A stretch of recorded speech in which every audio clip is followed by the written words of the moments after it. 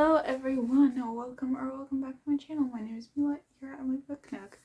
I hope you enjoy your stay. Before we get started, please be sure to subscribe, like this video, and comment down below what your reading goals for 2025 are going to be.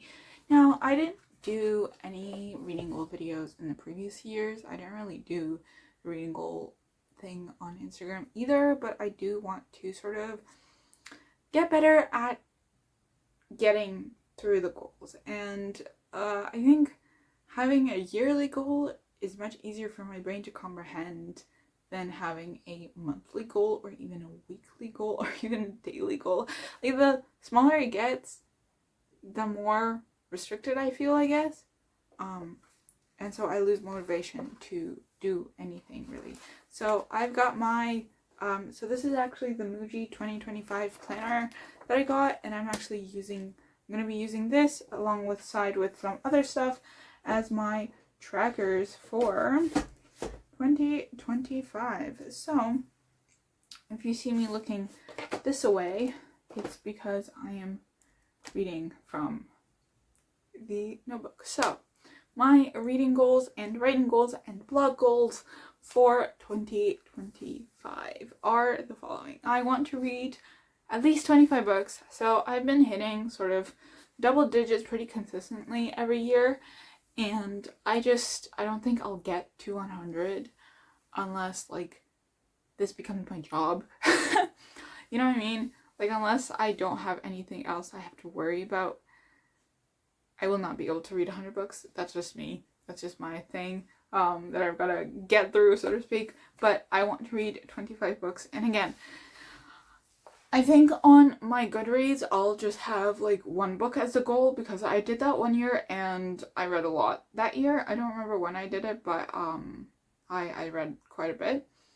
And on Storygraph, I will keep track of the like 25 books. And 25 books is maybe like 3-4 months worth of reading if I read like 5 books average, maybe less, you know. So it's not going to be like looming over me that I haven't read 100 books in a year. So 25 books. I want to update my blog on the regular. I've been so far behind in book reviews for my blog, which is embarrassing. And I want to do that. I also want to write more on Substack, and I want to sort of venture into the world of think pieces and literary pieces and critique pieces. So why do I feel like something can fall down? And so sort of book related still, but sort of my own thoughts and like essays and stuff. Sorry, I feel like something is gonna fall down, because earlier, like last week, I had something fall down in the middle of the night, which was fun to wake up to. But yeah, so there's that. And then I want to read minimum 1 book a week, which if I read 1 book a week, that'll put me at 52 books, which is like double my goal. So great, right? 1 book a week. It doesn't matter if it's a long book. It doesn't matter if it's a novella.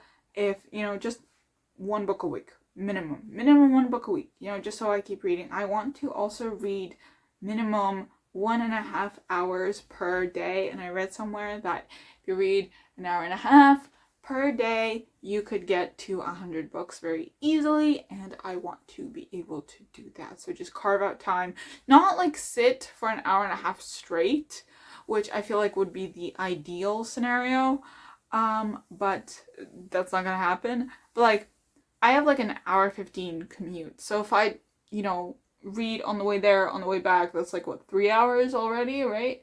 Almost 3 hours. So, you know, just reading. I want to finish series that I own. I started a reading tracker. I started a series tracker. I have like a bunch of series that I need to finish, and I own a lot of series that I need to finish. So there's that. Read more out of my comfort zone and in these genres that are science fiction, romance, mystery, and contemporary fiction. I don't do horror because I'm a scaredy cat. I don't do thrillers because I'm a scaredy cat as well. Even mystery is like borderline scary for me. But like, for example, I want to read more Agatha Christie. I want to read like the Japanese murder mysteries because I heard those were good. I also want to read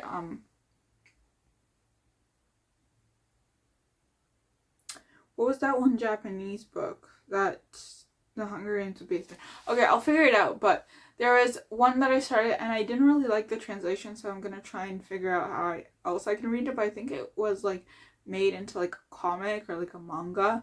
Oh my gosh, I forget what it was, but it's like what the Hunger Games was inspired by, and I really want to read that. So there's also that. Mystery and contemporary fiction. Contemporary fiction isn't exactly out of my comfort zone. I just don't read a lot of it. And science fiction, again, isn't out of my comfort zone entirely, but it's just like very close to my comfort zone, you know, because fantasy, science fiction tends to blend sometimes, and I just want to get through like science fiction, you know, because I find that I have a very hard time reading science fiction, so I want to improve on that. And something is bothering me. My hair looks weird. And as for romance, I don't really read romance. But I'm thinking maybe I'll give like Emily Henry a shot or something like that. Am I entering my romance era? Absolutely not. But like I'll take enemies to lovers over workplace lovers any day, but like fantasy enemies to lovers over workplace lovers any day, but maybe there's something, you know. I've heard there's some good like time traveling ones or something like that, but that's also like kind of fantasy and like historical fiction to a certain extent, but I don't know. We will see. But yeah, so those are the genres I want to read at least one of. Read all book club picks. I am notorious for picking 2 books for the book club and then reading neither of them. So that's a habit I would like to break. And if you'd like to join the book club and look at the book club stuff, I will link it down below. And I want to reread Lord of the Rings. I want to make it a habit of rereading Lord of the Rings every year. I read it during the summer this year, I believe it was. I think like, I want to say July, August-ish. June, July, August-ish, like those months. And I read them back to back, and I love them. And my copies are sort of in shambles, so I do want to get the big paperbacks. But, which are on my Amazon, if y'all want to send me. But, no pressure.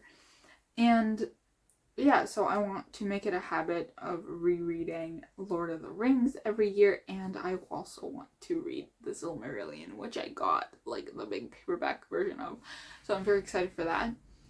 And I want to read at least 2 classics. The classics at the top of my list are Count of Monte Cristo as well as Anna Karenina, and we also have a bunch of classics down here. So I have Crime and Punishment, Frankenstein, Master and Margarita. We have like Paradise Lost, which isn't exactly a classic, but like, you know what I mean, like those kind of books. And I mean, we got like classics, right? This is like classical study stuff, but like that stuff I've already read. But yeah, I want to read at least 1 book in French, and I don't want it to be like a translated piece from English or any other language. So I want it to be like written in French. So I'm thinking maybe Guillaume Musso or Marc Lévy or even Le Comte de Monte Cristo. Like if I read the Count of Monte Cristo in English and then I read Count of Monte Cristo in French, that would still count, I think, because it's the same story, but I would still be experiencing it in the native language, and I feel like that would make it easier. I also maybe I read the Count of Monte Cristo in English, but I read like Les Trois Mousquetaires in French, like the 3 Musketeers, or I tackle maybe Victor Hugo, but he kind of scares me. Although Le Dernier Jour d'un Condamné, I think about that book all the time, and we didn't even read the full thing. But yeah, so I'm thinking maybe that, or I'll read like, yeah, so I said Guillaume Musso, I said Marc Lévy, I said, who else did I say? There's Joel Dicker is also another one. I did start La Vérité sur l'affaire Harry Québec, but I didn't finish it. That one's very long, but maybe I'll create like a little French TBR list. And then I want to read one book in Russian. So for those that don't know, I am half Russian. Surprise! And I do speak it. I can read, write, speak. I am fluent as far as diaspora fluency goes. I don't have any big discernible accent. Like I just speak like a Russian native. And I want to keep that up. I do have a couple of Russian books here. So these are all my great-granddad's books, but I do want to get to like maybe classics. Like when I asked my dad a couple of years back, he did say The Master and Margarita could be a good place to start, but I don't know. So I will see. Maybe I'll also have a Russian literature TBR, like books in Russian TBR, because I don't want to read like translated fiction, because I can just read in English and I'll get all the things that I wanted to. And I want to read like an original Russian book. But classics scare me. The next thing I have is I want to listen to at least 3 audiobooks. I love audiobooks. Audiobooks are such a big help when I need my hands and my eyes to be doing other things. For example, when I'm cleaning, when I'm at work, I have one earbud in and I'm listening to audiobooks and I'm putting away the books, you know. And I don't really need to have my ears on for human interaction. And so I really want to get into audiobooks on a regular basis. So yeah, and sometimes I don't feel like I almost always have my earbuds in on the way to and from, you know, work. And I usually listen to music, and sometimes I'm like, I want to read but I don't want to get my book out, so I'll just, you know, pull up the audiobook. So I feel like that would be a good way to consume more books. So listen to at least 3 audiobooks. The next thing I have is read a minimum of 5 middle grades. Middle grade was the reason I started reading. Middle grade is such a huge part of my like reader identity, and I want to read a minimum of 5 middle grades. And this does not include the Percy Jackson series, because if I read the Percy Jackson series, I could just say that I read the middle grades. I want something new. I want something bold. I want something from other authors, from authors I don't know, from authors I know. You know, if they're an adult fantasy writer and they have a middle grade, I will read that. You know what I mean? So I want to branch out into middle grade and have more videos for middle grade readers, as well as those that are starting reading middle grade, because I don't think YA is the best way to go when it comes to getting back into reading. It could be for some people, but I think what people would really benefit from is reading middle grade first and then transitioning into YA, just the way that you would if you grew up reading, like I did, for example. And I'm very, very lucky to have grown up reading. I apologize. The heater has come on. And so I want to read a minimum of 5 middle grades. I want to read 2 nonfictions, and I have like a whole nonfiction shelf here. So I have like the Amazons, I have the Cleopatras, I have the Persians, I have like a bunch of nonfictions all over. I have a bunch on my Kobo and all that stuff. I have like a whole nonfiction TBR video if you want to check that out. I'll link that down below. And then I also want to get my NetGalley ratio up to 95%. I feel like y'all can relate, you know, because I'm on the influencer list for some of these publishers, and so it's like a guaranteed yes, right? Because they'll just send the link in like monthly emails or whatever, in quarterly emails. And you know what I mean? Like I need to get my NetGalley ratio up, because there's so many books that I want to read in 2025. For example, Catabasis by R. Kwong. And if I don't have a high NetGalley ratio, I'm not going to get approved for it. So, yeah, so that is it for this video. I hope you enjoyed. Let me know your reading goals down below. Let me know if you will have the same goals or different goals, if you want to read 25 books or more than 25 books. And I will see you, like, comment, subscribe. All the links will be down below at some point. And I will see you in the next one. Happy reading!